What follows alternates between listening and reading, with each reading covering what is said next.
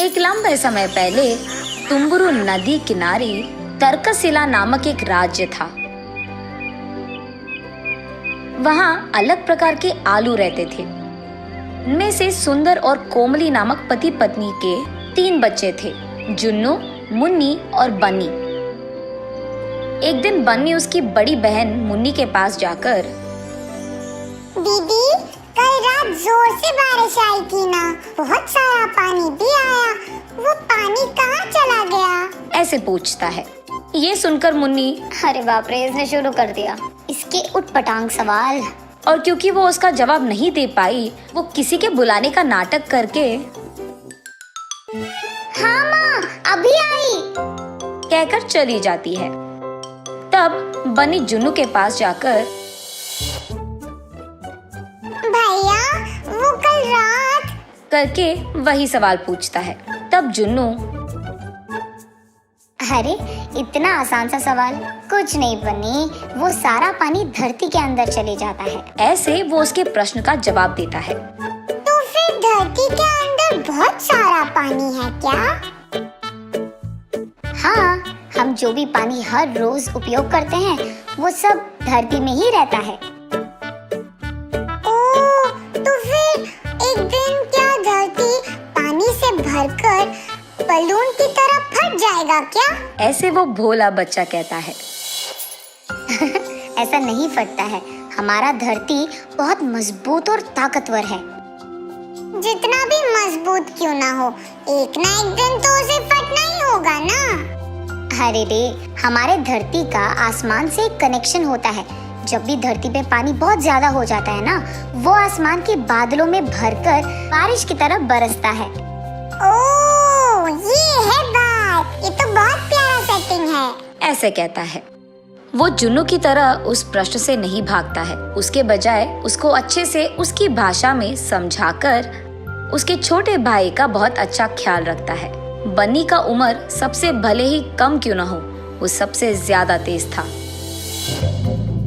वो अपने भाई जुन्नू और बहन मुन्नी से हमेशा कोई ना कोई सवाल पूछते ही रहता था। इन तीनों का ख्याल रखते रखते माँ बाप सुंदर और कोमली कभी कभी थक जाते थे, लेकिन उन तीनों को साथ में खेलते देख वो बहुत खुश होते थे। ऐसे ही एक दिन वो तीनों उस राज्य में हो रहे एक बाजार के लिए निकलने की तैयारी करते हैं, मगर उस बाजार तक पहुंचने के लिए उनको तुम्बर नदी पार करना होगा। इसलिए सब एक बड़ा सा नाव चढ़ते हैं। उन सब के साथ ही कुमारी भी उस नाव में बैठती है।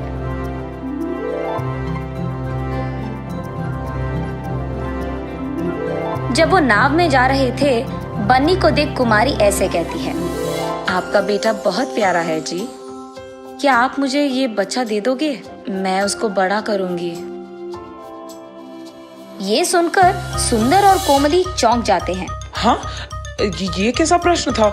हम नहीं दे सकते, ये हमारा बेटा है। ऐसे वो दोनों एक साथ कहते हैं। मुझे माफ कीजिए, मेरे कोई बच्चे नहीं हैं, इसीलिए आपके इस प्यारे बेटे को देख मेरे मन में एक आशा उठी थी। मुझे ऐसा नहीं कहना था, माफ कीजिए। ऐसे कहती है कुमारी। इतने में नाव दूसरी तरफ के किनारे पे पहुंचता है।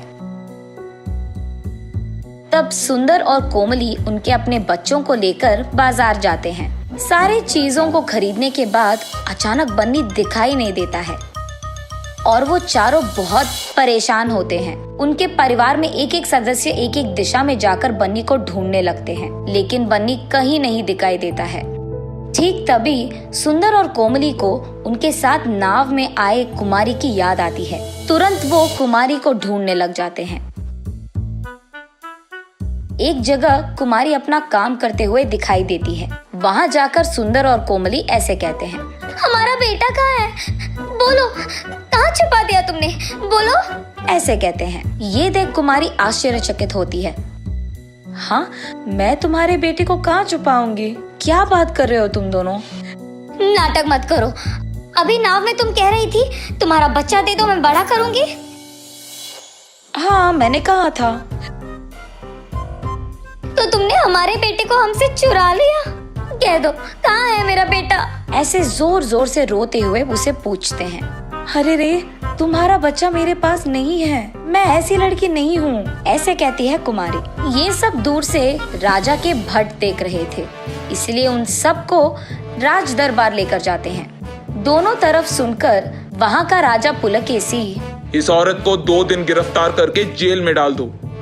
इसका घर, गांव, हर जगह ढूंढ लो। अगर तब भी बेटा नहीं मिला तो इस लड़की को छोड़कर उस बच्चे के बाकी निशानों के लिए ढूंढो। इस सब के दौरान 2 सैनिक बनी को लेकर वही राज दरबार में आते हैं। राजा, ये बच्चा नदी में डूब रहा था, तब कुछ लोग इसको बचाकर हमारे पास लेकर आए, ऐसे कहते हैं। बन्नी को देख उसके माँ बाप बहुत बहुत खुश होते हैं। सुंदर, कोमली, जुन्नू, मुन्नी सब बन्नी के पास पहुँचते हैं।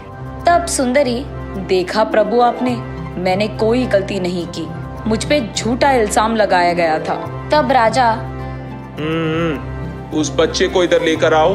तब सैनिक बन्नी को राजा के पास लेकर जाते हैं। तब राजा बन्नी से ऐसे पूछता है, बेटा बन्नी, माँ बाप को छोड़कर तुम कहाँ